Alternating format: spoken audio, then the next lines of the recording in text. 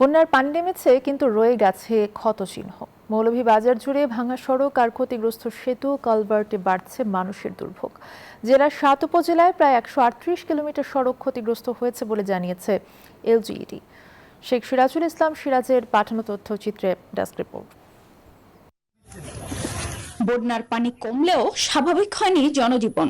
অতিবৃষ্টি ও পাহাড়ি ঢলে জেলার ৭ উপজেলার ৫৪টি সড়ক, কয়েকটি ব্রিজ, কালভার্ট এবং প্রায় ১৩৮ কিলোমিটার সড়ক ক্ষতিগ্রস্ত হয়েছে। প্রাথমিক ক্ষয়ক্ষতির পরিমাণ প্রায় ৭০ কোটি টাকা।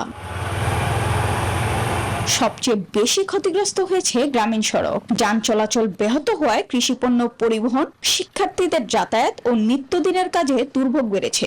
রাজনগর ও কমলগঞ্জের বিভিন্ন সড়কের সব মশার বিরুদ্ধে সুরক্ষা দিতে এলো বসুন্ধরা এক্সট্রিম অ্যারোসল। মশার বিরুদ্ধে এক্সট্রিম সুরক্ষা। তৈরি হয়েছে বড় বড় গর্ত, কোথাও আবার সড়কই বিলীন।